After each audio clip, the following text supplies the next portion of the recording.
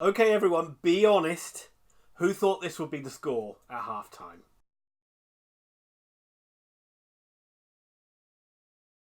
Hello, everybody, and welcome back to Very Biased Opinions. It is time for another review of another Oxford United game. So coming off the back of a disappointing 1-0 defeat to Doncaster, Oxford faced Hartlepool United in the FA Cup, a side that was 16th in the National League going into this one. Oxford made a few changes, but a stronger side than many would have expected, including myself. I thought a few other fringe players could have come in. I definitely thought Dan Adji should have started. Maybe Nico Jones, maybe even Fabio Lopez. But Carl Robinson went with a relatively strong side. There were still 4 changes. Obviously, the most obvious one is Long coming back in for Cadden. Chris Cadden's played his final game for Oxford, or so we think. They're still desperately hoping they might try and keep him on. Elliot Moore came back in for John Massinio. That's a pretty predictable one. Mackie back in for Taylor.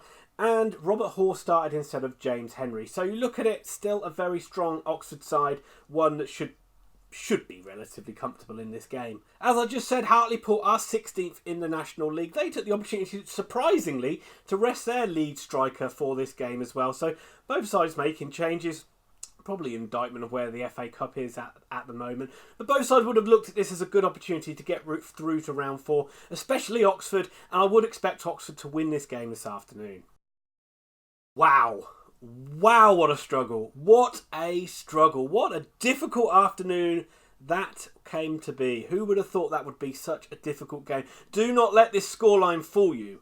Oxford United really found it difficult this afternoon. Booed off at half-time for trailing 1-0 to Hartlepool. They did come back in the second half, produced a scoreline that you could probably say flattered them, because it ended up Oxford United 4, Hartlepool United 1. So the one thing you don't want to do when you face a side lower in the football pyramid than you is give them hope. And that's exactly what Oxford did after 16 minutes. A complete mess at the back between the likes of Dickey and the likes of Long and Archer. And they all just paused and left it for one another. And it left for Mark Kitchen to come on and pick up the pieces and put Hartlepool into a surprise lead. Let's talk about Archer for a second. This is his last game for Oxford. They are expecting Eastwood to come back into the side for the next league game. Do you think he's been any good? I think he's been okay, but largely he's been a bit wobbly when he's been called on. I don't remember him making too many amazing saves or looking too assured. I guess you'd say he's been okay, but would we not have been better off with Jack Stevens? So Oxford 1-0 down, and more of the same from what you saw against Doncaster. Some very nice build-up play, largely dominating possession, but just extremely wasteful when it came to the final killer pass or the final shot at goal. Corners and free kicks, again, not really causing any effect, and just felt like it was going to be one of those afternoons. I mean, and actually Hartlepool, whenever they did attack, which was rare, they really sort of almost got in behind Oxford a couple of times just from really direct play. I remember one long ball right from the keeper, which Moore and Dickey got in a tangle and it nearly ran through for their striker to score. And then right at the end of the first half, I reckon Hartlepool should have had a penalty. There was Long on Kitchen. He got the wrong side, or Kitchen got the wrong side of Long. It looked like he pulled him back. The referee was right there. I was convinced he was going to give a pen, but he didn't. That could have been a pivotal moment in the game. As it was, Oxford went in losing 1-0 at half-time and were booed off. This is why I am not a football manager or anything to do with football management or coaching whatsoever, because it would have been my temptation to just change things dramatically at half-time, go with 2 strikers and really just push to try and get back into this game. Robinson, to his credit, didn't.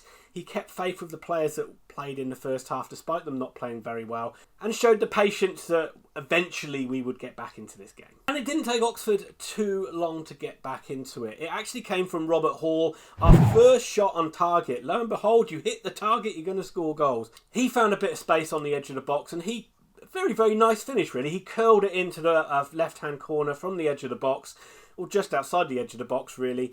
But it wasn't a power finish. It was a very precise curled finish. Keeper couldn't get anywhere near it. Oxford back to 1-1. Hopefully, they'd kick on and score more goals. Hartlepool defended really well to their credit, but Oxford started to impose themselves more and more on this game.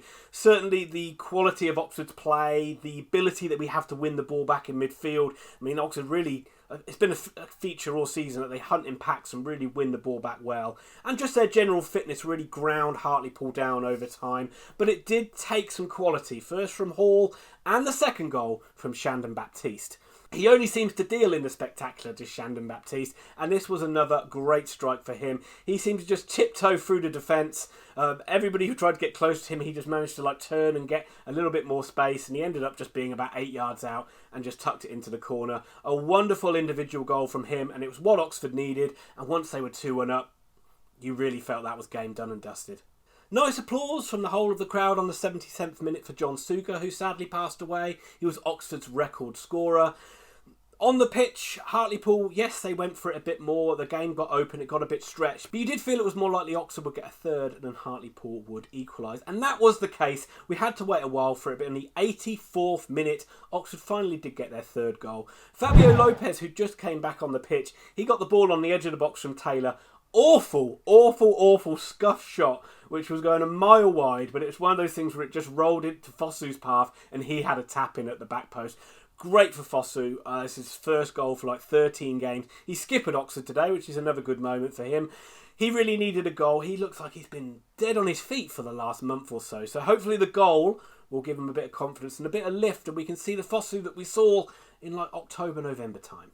Only a minute or so later, Oxford got in the box again. Mark Sykes was bundled over, and that left Taylor, who came on for Mackie earlier on, to smash in a penalty to make it 4-1. It felt like a lot of the Doncaster frustration in Taylor came out in that penalty, as he actually almost took the net off with how forcefully he hit it. So yes, 4-1 in the end, a scoreline which definitely flattered Oxford United. Harsh on Hartlepool in the end, who just ran out of legs and ran out of steam, and Oxford really took advantage of that. Good that we avoided the banana skin, and also that we avoided a replay, which some people, not me, would have probably considered that worse than going out. I've never really understood that. The FA Cup's so good to win prize money and for a feel-good factor. I don't know why you would ever take going out of the competition over a replay, but that's how some people think. So another good win for Oxford United. Enjoy it, Oxford fans. We move on to round 4. Excitement on Monday when they do the draw again. Let's hope we get another great tie. How good would it be to play another Premier League side, either at the Kassam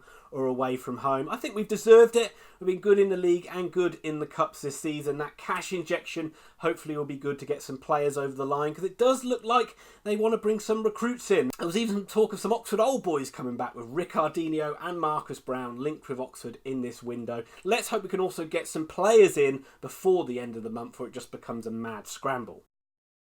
Well done to Carl Robinson and the boys, and that'll just about do it for this review. If you liked it, please give it a like. It helps us so much in order to get more views on YouTube.